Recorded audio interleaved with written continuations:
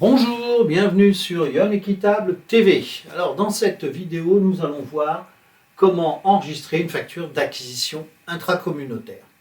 Alors déjà, notre petit rappel, on enregistre nos opérations dans des comptes. Les comptes ont un côté débit, un côté crédit.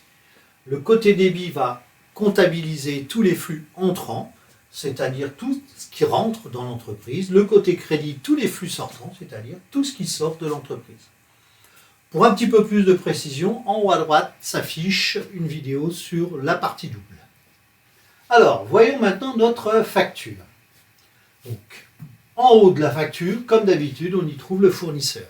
En dessous, nous y trouverons le client, c'est-à-dire ici Yon Équitable. Et puis, donc Yon Équitable, son acte commercial, quand on est client, on achète. Si vous regardez rapidement cette facture, vous apercevez qu'il n'y a pas grand-chose, il n'y a même pas la TVA.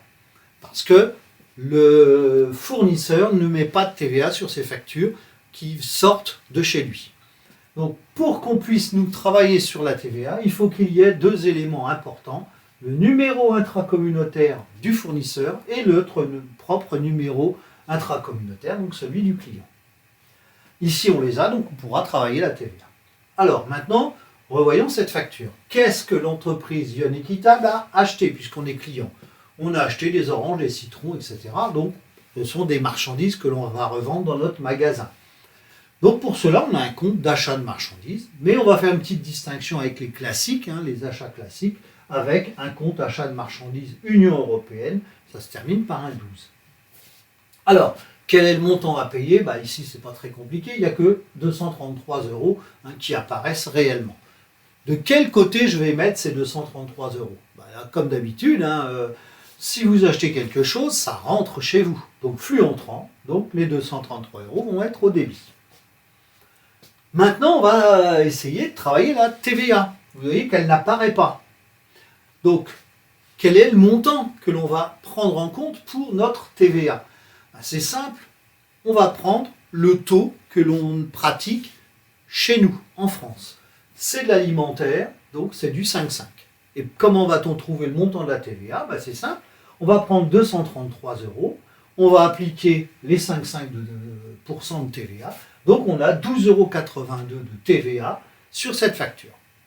Pour l'enregistrement, vous allez voir que comme c'est un achat, on va retrouver notre TVA déductible classique sur achat, TVA déductible, donc D comme débit, et puis on peut aussi se poser la question, les 233, je les ai mis au débit d'achat de marchandises, donc ça va être au débit. Notre problème maintenant, c'est qu'il faut que les 12,82 €, on ne peut pas l'affecter au fournisseur au net à payer. Donc, il faut trouver un autre compte. On a un autre compte de TVA qui va nous permettre d'équilibrer, c'est-à-dire, il s'appelle TVA due intracommunautaire. On va mettre la somme au crédit. Ce qui veut dire que dans la déclaration de TVA, on aura 12,82 € au débit de la déclaration et 12,82 € au crédit. Bon, c'est une opération qui s'annule pour l'État, tout compte fait.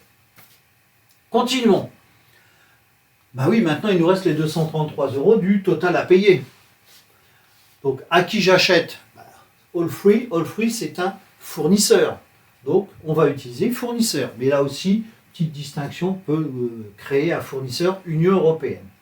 De quel côté je vais mettre cette somme de 233? Je les dois à All Free. Donc, ils vont sortir de mon entreprise à un moment donné, je vais payer. Donc, ça va aller au crédit. Pratiquons maintenant la synthèse. Donc, on retrouve au débit achat de marchandises, la TVA déductible classique.